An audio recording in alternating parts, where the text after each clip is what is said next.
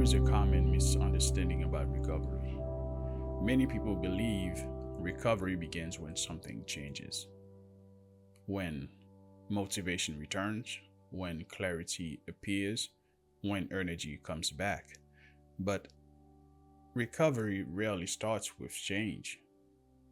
It starts with staying with what is already here, staying without trying to fix it, staying without trying to change it.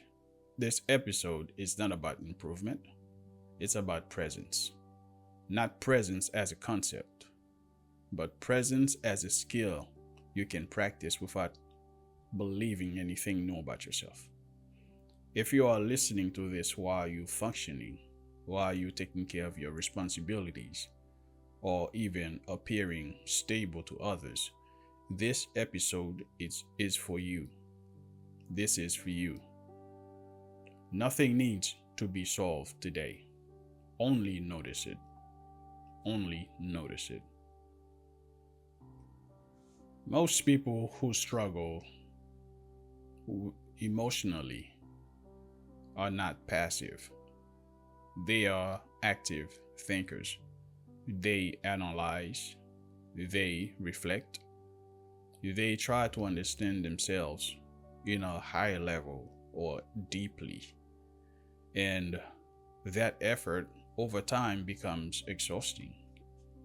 When every feeling is treated as a problem, the nervous system just never rests.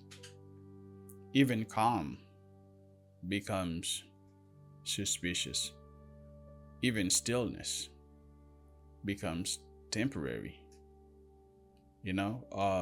Peace or joy feels like something you might lose. So the urge to fix yourself, usually comes with intelligence, not weakness. But intelligence, when over applied inward, becomes pressure. Pressure to improve, pressure to heal correctly, pressure to arrive somewhere better than where you are. So the quiet recovery takes a different approach. We don't begin by asking what's wrong. We begin by asking, can you remain with your experience without assigning it a task?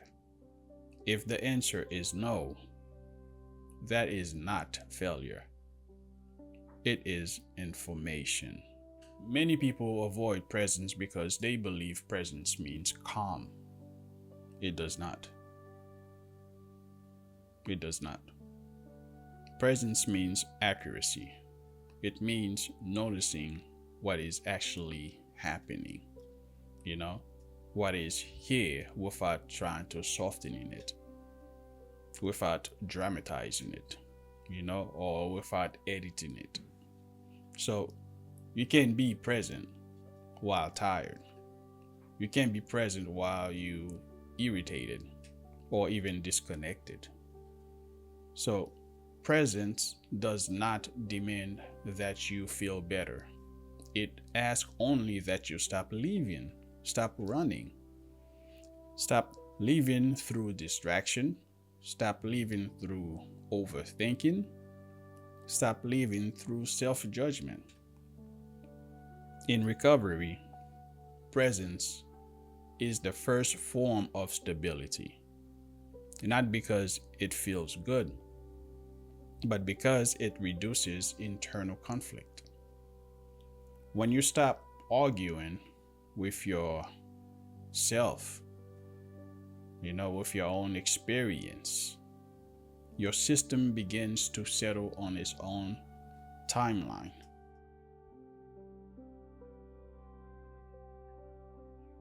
Awareness is quiet. Rumination is loud. Awareness observes. Rumination interrogates. Awareness says, this is what's here. Rumination says, why is this here? How long will it last? And what does it mean about me? One is grounding, The other is draining. In this program, we train awareness without interpretation. You are not asked to explain your feelings. You are not asked to trace them to childhood. You are not asked to justify them. You ask to notice three simple things. And that is what you are feeling, where you feel it in the body, whether you're trying to escape it or not. That's it. No conclusions required.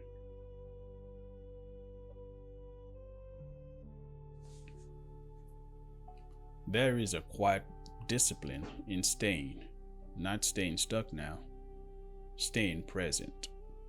Okay? Most emotional fatigue comes from resistance, not pain.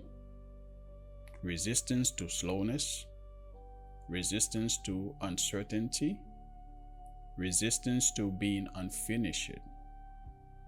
When you allow yourself to remain unfinished, pressure releases. You don't become passive, you become steady. This steadiness is what allows long-term recovery without emotional burnout. You are not here to perform healing. You are here to practice contact with reality. Reality, when met without resistance, often reorganizes itself. You do not need a ritual for this. You do not need silence or meditation. You do not need perfect condition. At some point today or tonight, pause for 30 seconds. Not to breathe deeply, not to calm down, simply to notice one physical sensation, one emotional tone, one external sound. Do not try to rank them. Do not try to improve them. Just notice. That moment is presence. That moment is presence. Repeat this once a day for 1 week. Recovery does not begin with insight. It begins with staying long enough to stop fighting yourself. In the next episode, we'll explore how identity quietly forms around exhaustion and how to loosen that grip without losing responsibility, purpose, or direction. Until then, you do not need to feel better. You only need to remain. Remain in the present. This is the Quiet Recovery.